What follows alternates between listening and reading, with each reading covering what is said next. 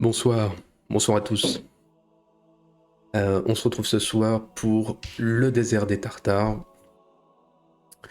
Donc, commençons rapidement comme d'habitude. Le désert des Tartares, le livre fait à peu près 270 pages. L'auteur en est Dino Buzzati. Il est paru en 1940 et vous devriez pouvoir le trouver au prix de 6 € normalement. Donc commençons, ou plutôt poursuivons par l'auteur et le contexte. Encore un livre italien adapté en film, à croire que l'on tiendrait un fil rouge.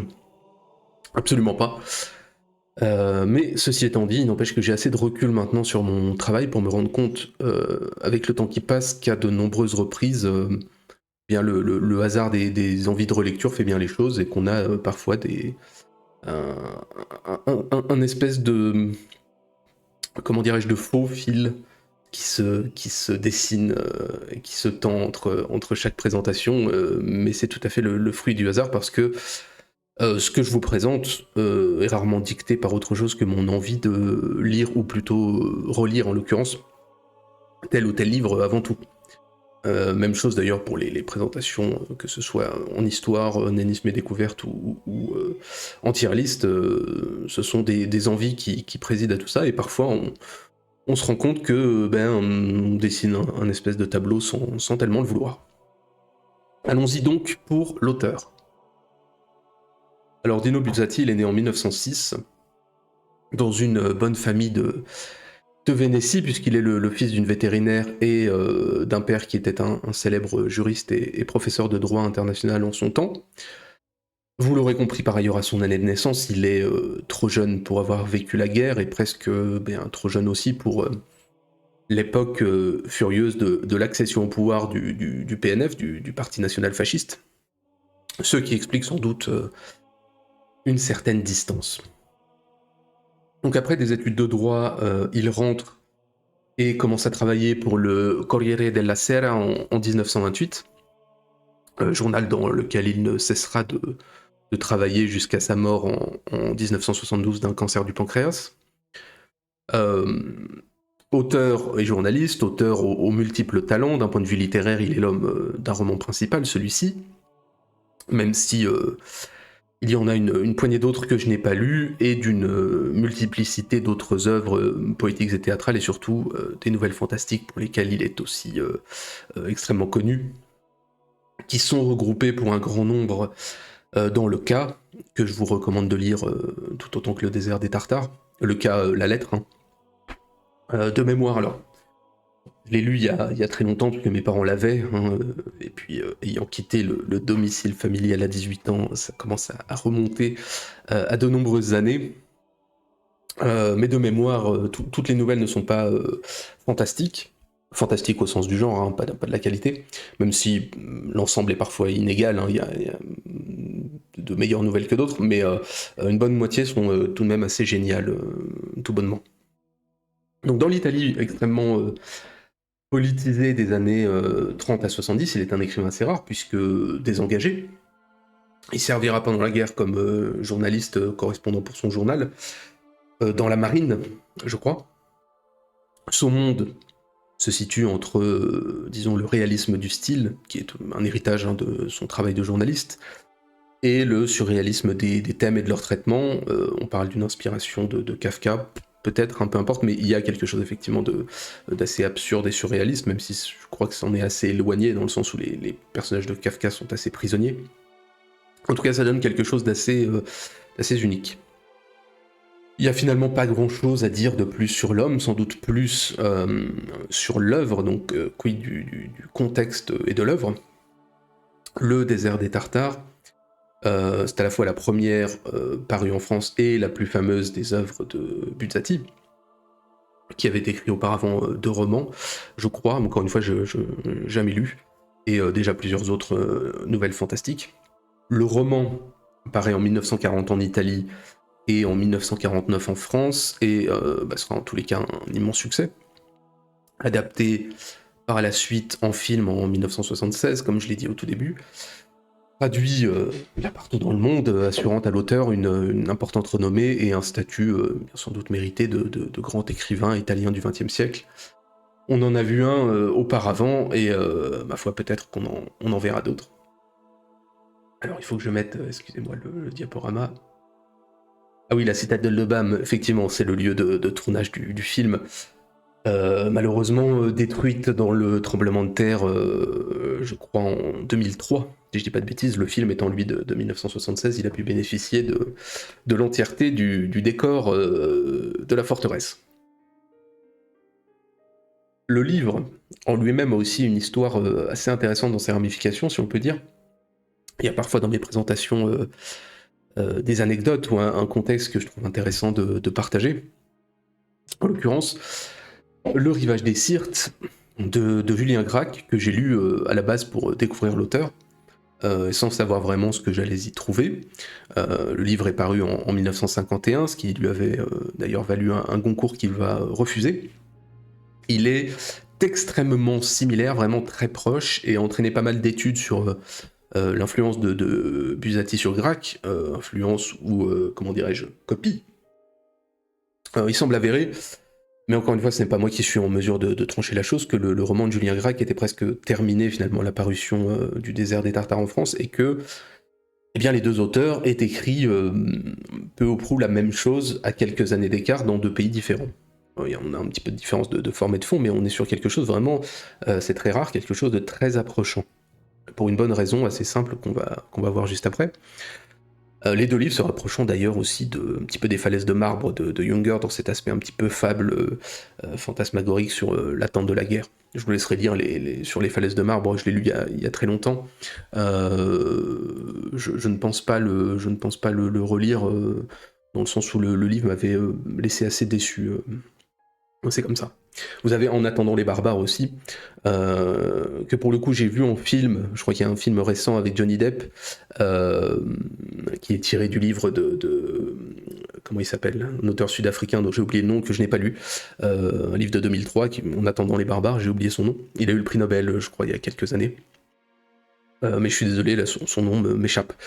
Peu importe, mais on comprend que le désert des Tartares est donc assez inspirant, et remue des thèmes entre exotisme et philosophie de l'homme assez profonds pour prolonger son influence dans notre société et puis avoir des œuvres qui s'en approchent.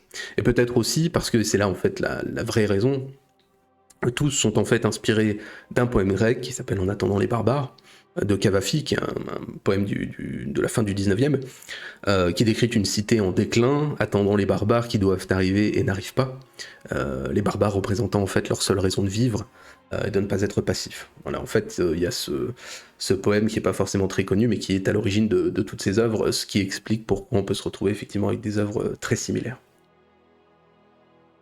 Pour autant, malgré l'époque de son écriture, nul contexte particulier, notamment politique, n'entoure l'œuvre. Ou peut-être que si quand même, mais plus à la marge. En effet, le roman, de façon explicite, est celui du temps immuable et cruel, du présent interminable, de l'attente vaine, qui est le but de l'existence. La vie, l'attente, l'échec, la vieillesse, la mort, et lorsqu'enfin arrive l'événement attendu, nous ne pouvons plus y faire face. C'est toute la vacuité de l'existence et le caractère profond que l'on oublie du temps, que l'on s'agite ou que l'on soit passif, c'est-à-dire son caractère de piège primaire de l'homme, peu importe ce qui l'entoure. Il est notre compagnon invisible, et le pire ennemi, la sentence qui plane à chaque seconde au-dessus de notre petite tête. Il fuit pendant que nous attendons vainement une récompense à notre existence. De ce point de vue-là, l'époque de sa rédaction finalement importe peu. Mais de façon plus implicite, politique, se pose aussi la question de l'absurdité de la guerre, alors que, bien, en 1940, le conflit s'annonce en Italie. La gloire méprise les hommes et l'éternel combat reste celui de la solitude et de la mort. Le véritable triomphe n'est pas d'accomplir une mission personnelle, qui n'existe sans doute pas, d'atteindre des objectifs chimériques de l'existence, mais de mener la bataille décisive face à la peur de sa propre fin, qui est la titanomachie de chaque homme une fois lucide sur la question. Qu'en faut-il être ? Si vous l'êtes, tant mieux, moi, sans doute pas encore. Mais alors, c'est quoi ce désert des Tartares? Alors, bien entendu, tout cela relève du fantasme et du fictif.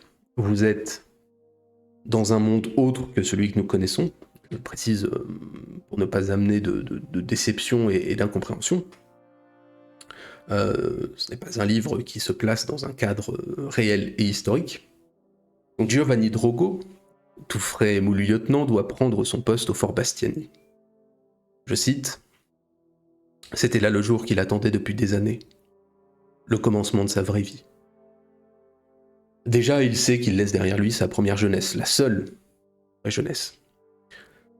Quelle est cette ville que l'on quitte? Où est le fort Bastiani? Bien, nous ne le savons pas, personne ne semble vraiment le savoir, il faut aller plus loin, là-haut, dans les montagnes, et de la ville, on le devine déjà, ce fort présentant ses premières redoutes. Pourtant, arrivé sur place, tout semble désert. Une porte, aucun garde, aucune lumière. Il n'y a aucun fort ici, tout est vide depuis bien longtemps. Mais heureusement, au loin, on croit deviner, accroché à l'éperon rocheux, ce qui doit réellement être le fort Bastiani. Jusqu'à la crête, la route du lieutenant Giovanni Drogo doit donc continuer. Voilà qu'on croise le capitaine Ortiz, officier du fort. Ce dernier ironise avec une profonde mélancolie sur ses officiers subalternes qui demandent à être affectés là car les années de service y comptent double. Mais Giovanni Drogo n'a rien demandé, lui. Il n'est pas un volontaire, il est un soldat poussé par le hasard impitoyable du service. Nous sommes enfin arrivés, après un chemin à la fois court et interminable, à, je cite, « ce bout de frontière morte, dans, je cite à nouveau, ce fort qui n'a jamais servi à rien. » Face à ce désert dont nul n'a plus aucun souvenir qu'il fût habité un jour. Mais après tout, une frontière, même morte, reste une frontière, alors sait-on jamais. Ne dressons pas des barrières face au vide, ce vide qui engloutit l'homme.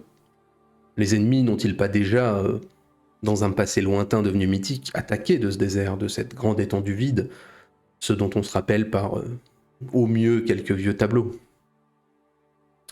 Déjà, les factionnaires sur les murs scandaient le cours du temps, sans rompre l'enchaînement de cette solitude qui semblait infinie.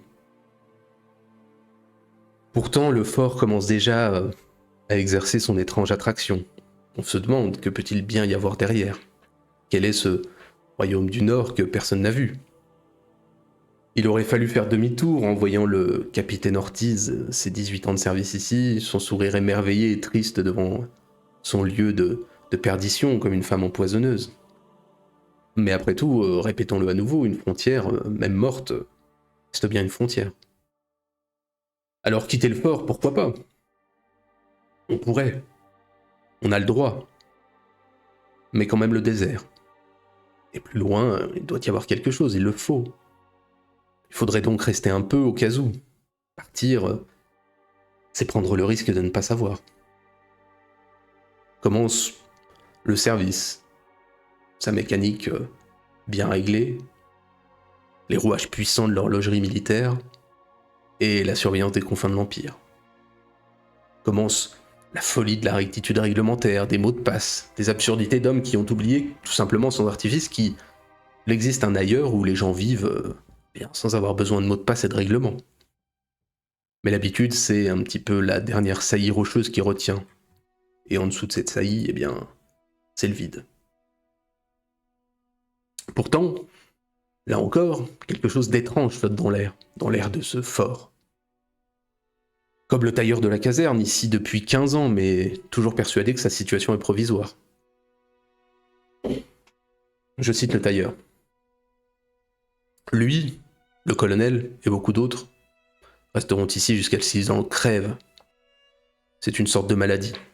Faites attention, mon lieutenant. Il n'y a, dans ce fort comme ailleurs, que les plus malades pour se raccrocher à la mauvaise mine des autres. Se dire que nous, on s'en sortira alors que on est atteint du même mal. Tous ceux qui ne peuvent y échapper finissent prisonniers du fantasme de l'attente, du destin et de la gloire, de la chance et de l'aventure. Quand les officiers subalternes se réunissent pour fêter le départ de l'un d'entre eux, ils réalisent qu'ils ne sont pas là pour celui qui va partir. Parce que, eh bien, tous doivent partir. Ils sont là pour celui qui reste. pour un Giovanni Drogo obéissant à une règle incompréhensible. Il y a ceux qui choisissent la joie et la facilité, et ceux qui font le choix conscient d'affronter le mystère impénétrable de l'existence. Drogo lui-même devrait partir. 4 mois réglementaires et puis la quille. Mais bien, le Septentrion l'a ravi, l'appel du destin a frappé. Alors il doit rester. Ce qui retient, ce ne sont pas que les pensées héroïques, c'est aussi la charge de l'habitude, la vanité, le lent moulage dans le règlement et la manie militaire, dans le service et le scrupule, dans le confort de l'existence réglée. On y reviendra. Déjà 22 mois sont passés pour Giovanni Drogo, notre lieutenant prend place dans la redoute la plus avancée, embrassant du regard la grande plaine, donnée entièrement à la vue. Et soudain le désert s'anime. Une tache bouge. Un cheval approche, remplissant à lui seul la plaine de sable. Il semble être le messager du changement. Et à l'aube, plus de doute, ce sont bien des hommes qui se découpent dans l'horizon désertique. Alors on se dit, voilà les Tartares, leurs armes et leurs étendards. Mais non. Ce n'est qu'un simple détachement de l'État du Nord voisin qui vient fixer les frontières. Les soldats malheureux d'une opération cadastrale. Et finalement, dans toute l'œuvre, quasiment les seuls morts que l'on aura à déplorer dans ce fort. Les yeux ont brillé pour rien et les espoirs sont déçus. On a attendu la grande occasion encore, et le temps passe, sans que l'on puisse courir après. On se fait peur en réalisant que chaque héros mène sa propre guerre, sans avoir besoin que sifflent les balles, et que le courage est dans la bataille certes, mais aussi ailleurs. Dans tout ce que la vie a de plus simple et de plus nu, à chacun sa vie donc, soit. Mais n'est-on pas en train de gâcher la seule existence qui nous est attribuée ? Il n'y en aura pas d'autre. Les jours, bien finalement ils deviennent des années, tout le monde ne semble pas né pour devenir un héros, tout le monde n'est pas osé à payer le prix à la vie qu'elle coûte réellement, très cher pour peu de choses. Alors Drogo quitte le fort, pour réaliser que pendant ces 4 années d'absence, eh bien, le monde n'a pas requis sa présence pour tourner. Alors on poursuit les vieux amis, les vieux amours, mais ce qui est mort ne peut renaître. Quelque chose d'imperceptible, d'invisible, s'est glissé entre lui et le monde. C'est une glace qui n'est plus outillée pour rompre. Il est devenu un inutile, un étranger. Par la force des choses. Et de toute façon, sa demande de mutation se heurte à la machinerie militaire, la garnison est réduite. Il n'a pas fait une demande en bonne et due forme, il est le dindon de la farce. Mais au fond, est-il si malheureux de retrouver ses réconfortantes habitudes ? On ne saura jamais dans l'œuvre qui, de lui-même, du sort, de la malchance ou de la nécessité préside à son destin. Et finalement, le lieutenant Drogo réalise que bien personne n'a jamais souhaité rester au fort Bastiani. Tous sont des exilés, tous sont mentalement piégés, condamnés à y vivre. Et la réduction des effectifs est la fin des illusions sur leur situation. Les Tartares ne sont que l'espoir, le dérivatif de ces oubliés sur ce bout de terre perdu et méprisé. Et pourtant, des illuminés, et pourtant des garçons sérieux aussi, continuent à espérer. Ils continuent à user leur longue vue vers le nord et à discerner au loin les éternelles taches noires qui s'agitent. Alors peut-être les ennemis construisent-ils déjà une route militaire ? Mais l'état-major est rassurant. Tout cela ne sont que des racontars. Je cite. Cependant, le temps passait. Toujours plus rapide. Son rythme silencieux scande la vie. On ne peut s'arrêter un seul instant, même pas pour jeter un coup d'œil en arrière. Tout s'enfuit. Les hommes, les saisons, les nuages. Mais malgré tout, il semblerait que cette route se construise vers le fort, loin au nord. Les rumeurs de guerre bruissent déjà. Mais 15 ans. Il aura fallu 15 ans pour que cette maudite route soit à portée du fort. Moins que rien pour la terre, rien pour le bâtiment, beaucoup trop pour la vie d'un homme. Le capitaine Drogo a 15 ans de moins à vivre, et toujours l'attente impatiente de l'événement qui doit venir. Il n'est, après tout, qu'un peu plus essoufflé lorsqu'il monte les marches une à une. Mais à 40 ans, seul, sans enfant, voyant une génération effacer l'autre, il sait qu'il a basculé de l'autre côté du sommet. Ne reste que l'espoir toujours vivace qu'enfin la poursuite se termine, et qu'enfin la vie ne commence.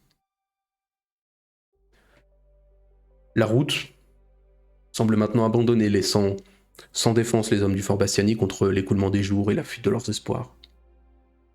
Giovanni Drogo a dépassé la cinquantaine et commande en second cet éperon définitivement oublié des hommes. Avant, peut-être, on aurait pu partir, mais on est aujourd'hui comme la moule accrochée à son rocher. Sans cela, qui sait si on pourrait survivre dans les grandes étendues d'eau vive bouillonnante. On est devenu le prisonnier volontaire de son existence. Il était trop tôt, et c'est maintenant trop tard. Et pourtant, pourtant les voilà. C'est enfin la guerre. Le fort est en première ligne, l'ennemi est là, après toute cette attente. Mais voilà, la maladie aussi est là. Et le commandant Drogo est à l'agonie. Si l'ennemi pouvait au moins attendre qu'il soit guéri, mais la guerre n'attend pas. La place doit être libre aux officiers arrivants. Que faire de Giovanni Drogo? Que faire d'un officier qui ne peut se battre? Que faire d'un officier en passe de mourir et qui a attendu ce moment-là toute sa vie? Eh bien, l'emmener loin en arrière dans l'amertume. Je cite: « Tout finissait misérablement. Il n'y avait plus rien à dire. » Mais l'espoir demeure finalement. Voilà la vraie bataille qu'il attendait, le vrai courage. Je cite à nouveau: « Tout va se passer dans la chambre d'une auberge inconnue, à la lueur d'une chandelle, dans la solitude la plus totale. Il n'y a personne qui regarde, personne ne vous dira bravo. Rien n'est plus difficile que de mourir en un pays étranger et inconnu, sur le lit banal d'une auberge, vieux et enlaidi, sans laisser personne au monde derrière soi. » Le commandant sourit.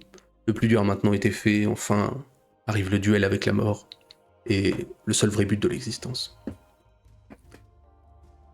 Voilà pour, comment pourrait-on dire, le déroulé de cette histoire que j'ai racontée, en espérant que ça vous ait donné envie de le lire, pour avoir d'autres mots que les miens, surtout ceux de l'auteur.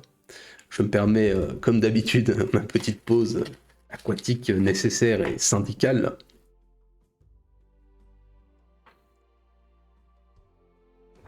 En plus, il fait fort chaud. Vous voudriez pas que je me déshydrate. Il faut faire attention quand on est un ancien. Alors, pourquoi est-ce que c'est important et qu'est-ce que j'en ai pensé, comme d'habitude, qui est un petit peu la troisième partie de nos présentations. Eh bien, d'abord, le livre est assez court, donc de ce côté, pas de problème pour les plus craintifs. Ça s'avale assez vite, et surtout, bien, ça n'est pas assez boursouflé pour être redondant, malgré le fait qu'il ne se passe, j'allais dire, rien. Pas grand-chose, pour ainsi dire. On parle parfois de réalisme magique, dont on reparlera l'an prochain. Il y a quelque chose de cela que je vais aborder dans quelques minutes, mais je pense pas que l'on puisse l'y rattacher entièrement. Moi, je l'ai lu pour la première fois il y a quelques années, un peu au prou dans le contexte du confinement. Je saurais plus vous donner de date exacte et d'année, mais c'était dans ce contexte-là.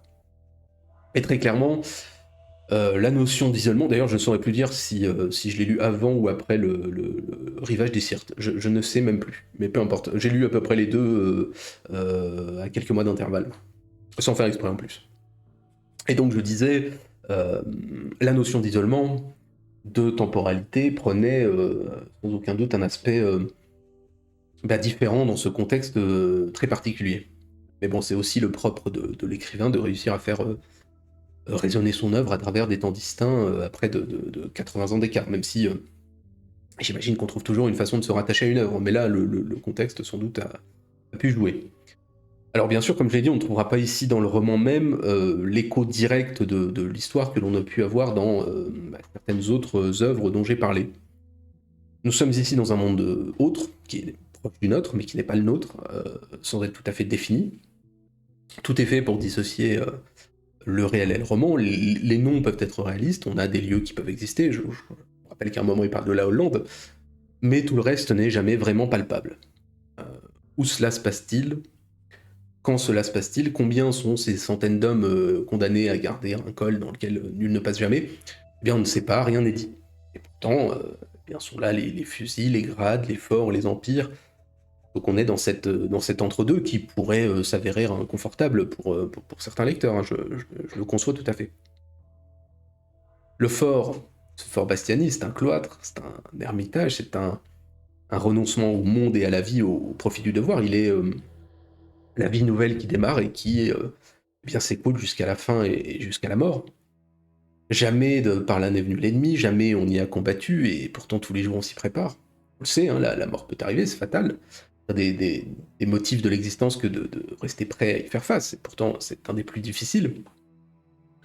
Dans ce fort, eh bien, ce cloître, c'est l'attente toujours vaine de la reconnaissance méritée, de la grandeur de la vie dont en fait bien triomphe la vraie vie, qui est celle de la routine, et des voies que l'on choisit ou non d'emprunter, de nos décisions, et parfois du sort qui se joue de nous jusqu'au bout, du mépris qu'il a eu pour notre patience. Plus que là, plus que tout ça, salut Ricky. Eh bien écoute, le réalisme magique, on en reparlera l'an prochain. Moi, je reconnais que c'est un petit peu moins mon truc, mais bon, écoute, peu importe, chacun ses goûts, c'est ce qui fait tout l'intérêt d'avoir une petite communauté et de partager. C'est de pouvoir s'apporter ces choses-là. Mais le livre, on est quand même assez éloigné. Parfois, on parle de ça, moi, je trouve que c'est assez éloigné. De même que Kafka, on en parle pour Le désert des Tartares. Les personnages sont quand même, comme j'ai dit, beaucoup moins prisonniers, et voilà. Mais après, beaucoup d'auteurs peuvent se rattacher les uns aux autres. Bon, peu importe. Je ne sais même plus où j'en étais, mais c'est pas très grave. Je vais reprendre à peu près, je vais reprendre le fil de mes idées. Et du réalisme magique, puisque plus que ça, plus que ce réalisme magique, et c'est là un petit peu bien le côté justement magique de l'œuvre, il y a quelque chose effectivement de la mythologie européenne, de l'ensorcellement, du bateau maudit, de la Circé grecque, de tous ces mythes que l'on peut avoir. Le fort, c'est le lieu où se consument les hommes dans l'attente, il est la vie éternelle la plus commune, celle qui passe à côté de ce qu'il faudrait vivre, mais bien on ne l'apprend qu'à la fin de notre vie.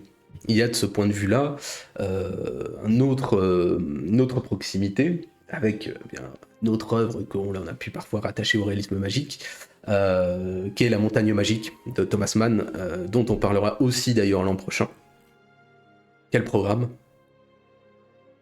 Et c'est aussi cette tradition littéraire de la fascination pour le bout du monde, l'isolement, l'inconnu, la garde des marges, l'altérité mystérieuse, toute cette saveur brumeuse du mur d'Adrien, des routes coloniales, des expéditions andines, de la muraille de Chine, toute cette tradition, il faut le dire aussi, qui est très européenne.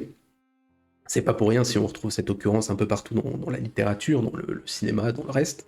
Dans cette veine, Buzzati est sans doute un précurseur dans le retour, disons, néo-moderne, on va dire ça comme ça, de l'exotisme, alors que bien, le réseau des hommes s'est étendu la Terre, que les guerres sont mondiales et que bien, finalement on recherche de nouvelles frontières. Nouvelles frontières qui sont très souvent extraterrestres dans la seconde partie du siècle. Hein. La Terre n'avait plus assez à nous dire sans doute. Ou fictive, hein, dans le cas du désert des Tartares. Et ensuite, l'intérêt pour tous, c'est cette sorte de double étage possible dans le livre. Ce n'est pas une leçon de philosophie, ni un récit savant, c'est pas du tout ce qu'est Buzzati. D'abord, c'est premièrement un roman de l'homme face au temps, comme souvent dans nos présentations. Ce qui importe, ce n'est pas le fort ou le fusil, mais l'homme et sa vie. La conscience de sa course, de sa fuite au temps, et j'ai envie de dire, tout homme qui vieillit connaît le chemin placide et curieux de l'enfance, hein, aucune course dans l'enfance, la certitude qu'il arrivera fatalement les choses que l'on attend sans les connaître encore, et puis on sera heureux. Un instant, on pense être arrivé, et puis bien on nous dit qu'il faut encore continuer, que plus loin c'est encore meilleur. Et bien un jour on comprend que la route défile et que eh bien, on ne reviendra plus en arrière, le chemin est devenu la pente descendante et exponentiellement rapide. Je cite Buzzati, « Les journées se font toujours plus courtes, les compagnons de voyage toujours plus rares. Aux fenêtres se tiennent des gens apathiques et pâles qui hochent la tête. Le temps fuit et pour l'instant ce n'est pas grave, on n'en manque pas encore en tout cas, mais la vie n'est pas inépuisable et c'est une leçon que l'on apprend toujours trop tard, quoi que l'on fasse. La vie donne beaucoup, mais elle est avare en jeunesse. Ben, profitez-en pour ceux qui m'écoutent et m'écouteront et la vivent, hein, ce qui ne veut pas dire jouissance, mais conscience, mais profitez-en. C'est donc la vie, les opportunités que l'on manque, les comparaisons aux autres que l'on fait, pour se faire peur et se rassurer, quand on voit tous ces gens qui, je cite, avaient donc un but personnel à atteindre, qu'il fût médiocre ou glorieux, mais dont ils savaient se contenter. Tout le monde sait, tout le monde le sait parce que c'est un fantôme qui plane là quelque part, tout le monde partagera l'idée de l'auteur, tout le monde sait que la fuite du temps s'accélère et que c'est l'injustice suprême et continuelle de l'existence. C'est sans doute ce qu'il y a de plus palpable dans le roman, cet écoulement sans pitié du temps. Tout le monde ne partagera pas la souffrance de notre héros, sa solitude, mais tout le monde pourra au moins saisir le message.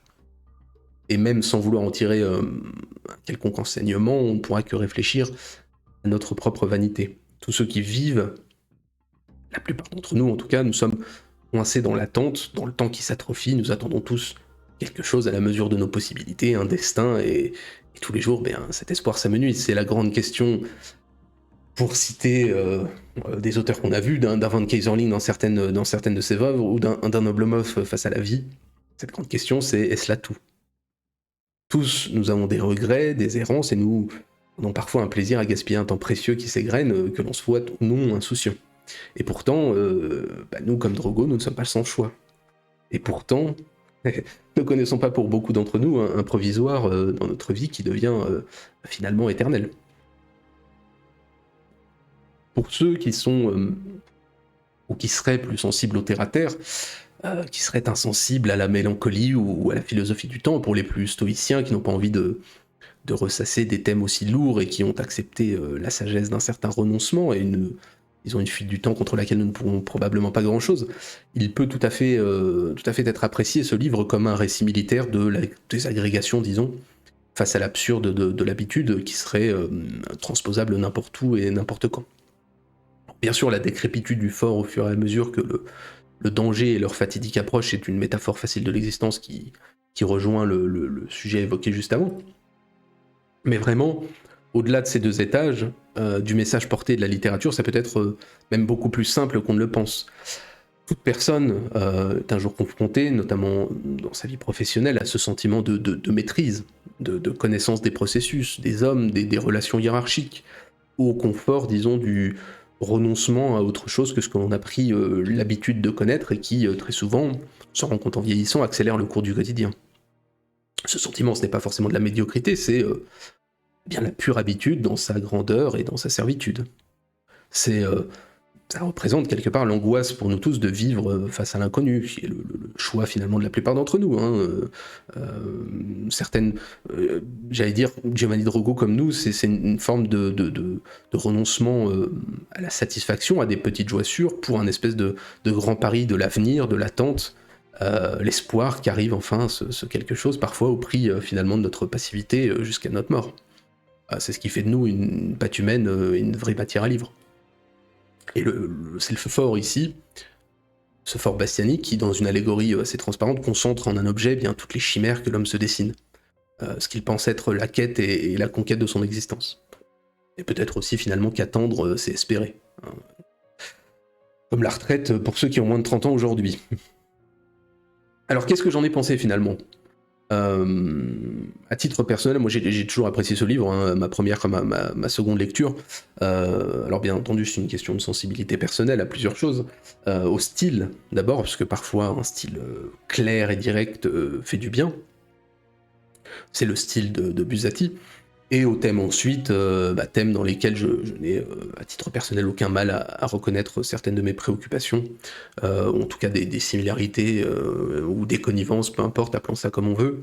Je trouve qu'il y plane cette double atmosphère dont j'ai parlé, qui est sans conteste réussie, derrière ces grandes questions pour ceux qui n'y seraient pas sensibles, mais je pense que tout le monde le sera. On a aussi un seul homme dans une sorte de guerre intérieure et extérieure. C'est un récit de guerre aux allures fantastiques, c'est aussi un livre du temps qui passe, à vous de voir ce que vous voulez en saisir à la fin. Voilà pour le propos. Comme d'habitude, une phrase et une note, donc je vais commencer par la phrase. Je cite: « Ce qui était bon était en arrière, très en arrière, et il est passé devant sans le savoir. Oh, il est trop tard désormais pour revenir sur ses pas. Derrière lui s'amplifie le grondement de la multitude qui le suit, poussé par la même illusion. Quant à la note, eh bien écoutez, je vais lui mettre la note de 29 sur 10, puisque je crois, j'ai un souvenir de lecture quelque part, mais comme je l'ai noté, je pense que c'est le cas, il a été classé, je crois, 29e plus grand livre de tous les temps par Le Monde.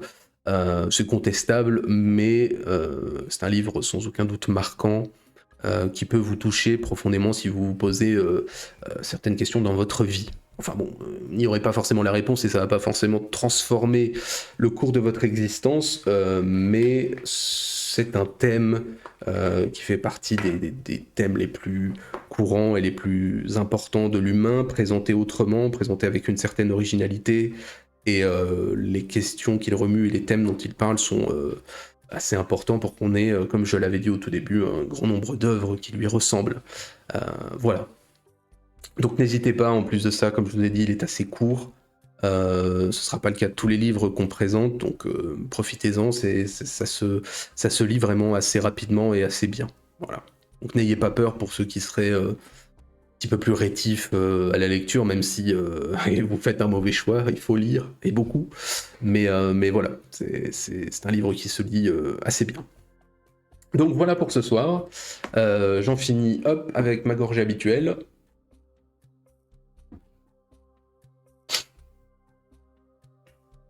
Et l'habituel planning. Non, mais pas de souci, hein, Ricky, t'inquiète pas, c'est juste que j'ai perdu un peu le fil de mon idée en parlant d'autre chose, mais non, je suis pour les interventions dans la présentation, hein, avec grand plaisir, pas de souci. Donc je peux répondre à certaines choses. Donc, pour programme, nous sommes dimanche. La semaine prochaine, donc mercredi, Vaito... Pourquoi le titre Tartare? Parce que ça représente les ennemis, j'imagine. Alors là, tu poses une question, c'est pas que j'ai pas la réponse, mais c'est à l'auteur qu'il faudrait demander, et malheureusement, étant donné qu'il est décédé depuis plus de 50 ans, ça va être compliqué. Mais il représente en fait ce barbare, je pense qu'il a choisi ça pour prendre une figure de barbare quelconque. Ça me paraît être le plus logique. Non, parce que tout ça est du domaine de l'illusion, donc et de la fantaisie, donc et du fantastique. Donc non, il n'y a pas de, je reconnais que là tu me poses une question, je ne sais pas, je ne sais même pas si la réponse existe en tant que telle, peut-être dans une interview quelconque. Dans un journal italien des années 40 à 50, mais je n'ai rien lu à ce sujet, et je me suis même, pour tout dire, jamais posé la question, dans le sens où pour moi la réponse était assez automatique, il fallait une figure qui soit celle de l'altérité barbare, et pour le titre, Tartare, ce n'est sans doute mieux que Ostrogo et que sais-je, donc et la figure du Tartare est peut-être aussi moins chargée, entre guillemets, historiquement. Donc je ne sais pas, c'est une excellente question d'ailleurs, je pense pas que la réponse ait été livrée. En tout cas, moi, ça ne me dit rien, j'ai jamais rien lu à ce sujet, donc je ne sais pas. Je ne sais pas du tout. Et le titre, je crois, si je dis pas de bêtises, est le même en italien. Donc ça n'est pas non plus une traduction malheureuse ou entre guillemets volontaire pour faire appel au lecteur français. Donc excellente question. Écoute, je te chargerai d'aller trouver la réponse si tu la trouves et si elle existe. Mais c'est même pas une certitude, hein, très, très honnêtement. Donc, planning et programme. Donc je disais, mercredi, c'est ça que je disais. Mercredi, Vaito vient à 21h30 nous présenter Le Monde d'avant de Stefan Zweig. Vendredi, session 12 de Crusader Kings 2 avec l'équipe habituelle. Et dimanche prochain, si je ne dis pas de bêtises, ce sera normalement L'Antiquité retrouvée de Jean-Claude Golvin. Voilà, on a un programme sur le mois de juin qui est moins chargé, puisque de toute façon, je vous le dis déjà, mais il y aura une semaine de pause. La semaine du lundi 16, où il n'y aura pas de vidéo.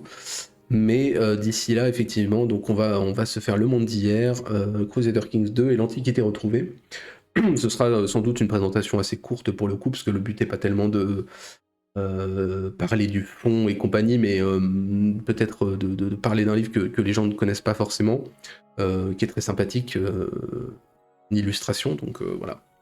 On aura l'occasion d'évoquer ça, et puis bien on continuera après la tier list et compagnie.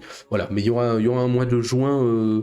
Normalement, je crois que je présente quand même 3 livres, parce que j'ai toujours essayé de présenter 3 livres par mois, mais je crois qu'il y a une pause dans les présentations littéraires du 15 juin au 5 juillet. Donc il y aura une petite pause littéraire, voilà. Mais on aura pas mal de réceptions. Voilà, il y a qu'une semaine un petit peu en off, puisque c'est ma semaine on va dire de vacances, puisque je ne pourrai pas partir cet été pour des raisons, disons, de familiales. Voilà, on dira comme ça. Donc voilà, je vous préviens dès maintenant, il y aura voilà, peut-être moins de vidéos en juin que d'habitude, il y a juste une petite semaine en off. Voilà, donc bien écoutez, je vous remercie pour ceux qui auront écouté ça en direct, je remercie ceux qui écouteront ça en différé. On se retrouve mercredi pour parler du monde d'avant. Voilà, donc encore toujours un petit peu des thèmes se rapprochant les uns des autres, puisque c'est assez proche de ce qu'avait présenté Pierre avec la marche de Radetzky. Voilà, donc d'ici là, bien écoutez, moi je vous souhaite une excellente fin de soirée, un excellent début de semaine pour ceux qui écouteront ça en différé, et puis bien écoutez, on se retrouve mercredi. Allez, bonne soirée à tous.